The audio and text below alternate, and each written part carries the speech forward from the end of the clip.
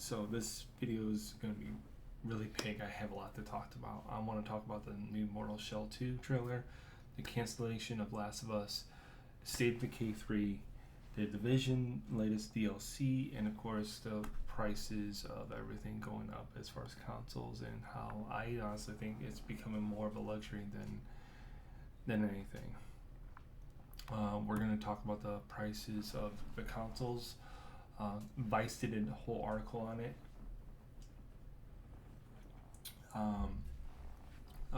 The prices of how they started and all the way up to now. And the PlayStation 5 was $4.99, and the PlayStation 5 digital was $3.99, and then the PlayStation 5 Pro launched in November 2024, and that was $6.99. And then it was in August of 2025. The PlayStation 5 was $5.49. The digital was $4.99, and the PlayStation 5 Pro was $7.49. Then the latest increase was April 2nd. PlayStation 5 was $6.49. PlayStation 5 digital was $5.99, and the PlayStation 5 Pro was $8.99. The PlayStation Portal was $2.49. Then we go to Xbox. Xbox Series X, when it launched, was 1 terabyte was $4.99. Xbox Series X S was 512 gigabytes, $2.99. Then the latest price increase with them was in October 2025. That was the Xbox Series X was $6.49. Series X digital was $5.99. The Xbox Series S was 1 terabyte was $4.49, and Xbox Series S was 512 gigabytes was $3.99. In all honesty, I think this is a luxury item anymore. I really do. I mean, I've been seeing it all over social media, the PlayStation 5 Pro, with people getting the disc attachment and everything else, hitting 1,000, if not a little over 1,000, if not 1,100 with taxes. This is becoming more of a luxury hobby than anything. Because I mean, if they're getting away with prices with this now, what makes them stop hitting 1,000, 1,200 with the next gen? Which, in all honesty, I think is going to happen. And that's my honest opinion. Especially with the next Xbox being basically a PC, you can play your console games in Steam. It's going to hit 1,000, if not more, unless Microsoft goes ahead and eats the cost, half of it, like they did back in the day. They're going to. This is more of a luxury hobby than anything now, and that's sad. Because I never saw this happening. Never saw this happening, hitting $700, $800, $900, if not close to $1,000 for a gaming console. Never. But we shall see what happens in the future, and how many people maybe go handheld with their games, because handhelds are a little bit somewhat cheaper than having a console, or maybe they switch to PC fully. Only time will tell with this. But I really do think this is gonna drastically change gaming for the future, and in what people spend their money on as far as gaming, whether they go full handheld or PC, or just play games on their phone, because phones are, you carry that with you everywhere, and there's a lot of good somewhat games on there. So time will tell with that. On to the Mortal Shell 2. Now, I never played Mortal Shell 1. I've never played a Souls-like game. I've been hearing this is like a Souls-like game. When I first saw the trailer, I was just blown away with the colors, the blood, the fighting combat system, the parry system, and there was a scene where she was shape shifting to different things. I thought it was badass. This game is coming out this year. It is going to be for PS5, Xbox Series X and S, and PC, but there is no date.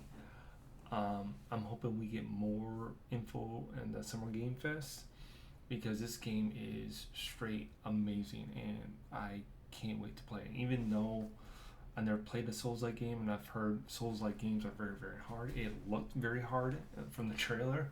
Um, and this game is going to take me at least a good 6 months, probably. Just because I never played a game this hard, and the fact that she has everything from like swords to axes to Gatling guns to everything. It's amazing. I can't wait to play this game and see more on this game. Because the more and more they show about this game, I'm just in awe. Um, and I can't wait for this. But I'll pass it off to you. Are you guys excited for the Mortal Shell 2? And hopefully play it? Now we're going to talk about State of Decay 3. Now this caught me very left field because I didn't hear nothing about this. And in all honesty, I thought this game was canceled. Just because it's been in development for, I don't know, 6-7 years. And I haven't played a State of Decay since State of Decay 1. I did thoroughly enjoy it. It's a gaming, it's a game that is very fun. It's very unique. I like the exploration of like an open world zombie game. And I never played 2, but I did love 1.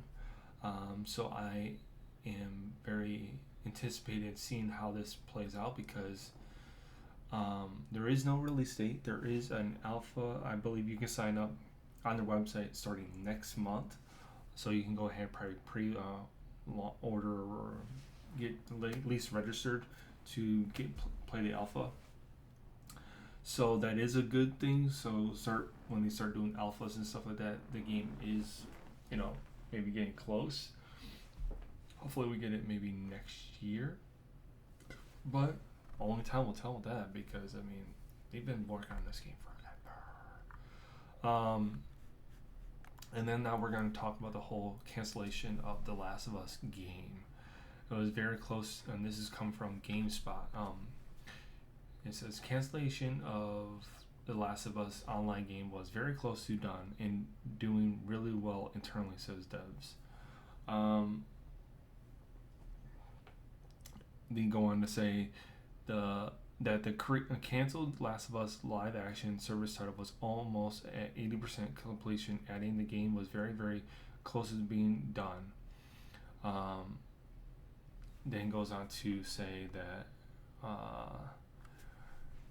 resources for the game were pulled back as COVID-19, or no, COVID, I should say, related restrictions loosened and people resumed in-office work. Eventually, Naughty Dog had to choose between the online title or the next game that Neil Druckmann was directing. The online game was canceled in December 2023, with the studio saying that the post-release support would severely impact development on the future player game.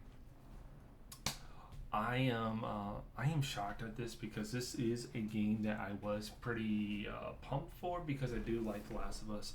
Preferably I like Last of Us 1 versus 2. But when they were doing this like campaign for the multiplayer, I remember them like campaigning hard and like advertising it a lot. And I was kind of pumped for it because of the different factions you can pick and play as. And they showed a little bit of gameplay on it. I was pretty pumped because, again, Last of Us is one of my favorite games. From the story to gameplay, everything, the graphics, it's top notch. And the fact that I can play online multiplayer with friends and new people I get to play with them, it's pretty awesome. And now that it is canceled, it's gone, and I don't know. I think this next game that Neil Druckmann is doing. I think it's going to bomb. From a lot of people, um, are just kind of like maybe fed up with Neil Druckmann and his antics in that studio in general. But then again, I don't know. I haven't really paid attention to his next game. This next game that he's been working on, it's been in development for, I don't know, 4 or 5 years. Um,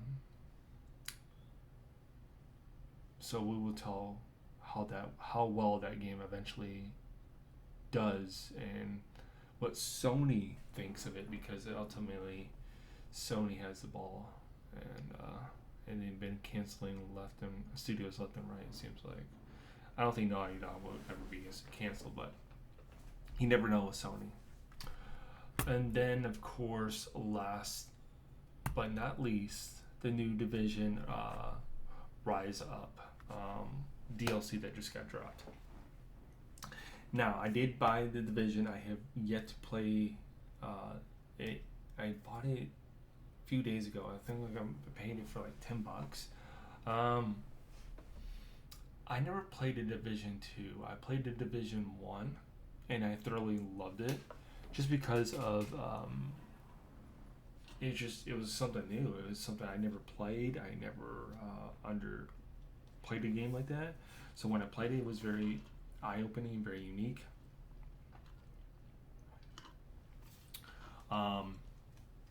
So when they were like, "Oh yeah, we're gonna go ahead and make new DLCs for this Division 2 in realism mode and all this stuff," and now the new DLC just dropped, it has me hyped because I want to play it now, and I hopefully get to play it this weekend and get my thoughts out there with it.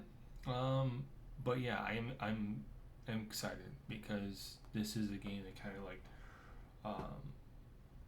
revolutionized what we perceive as a I would say open world, kind of like before Arc Raiders and Marathon and all these other ones.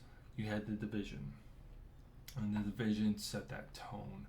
And from what I've been seeing people play with it, it still holds up. It still looks amazing, and I can't wait to play this DLC and get my thoughts on it because I'm hyped.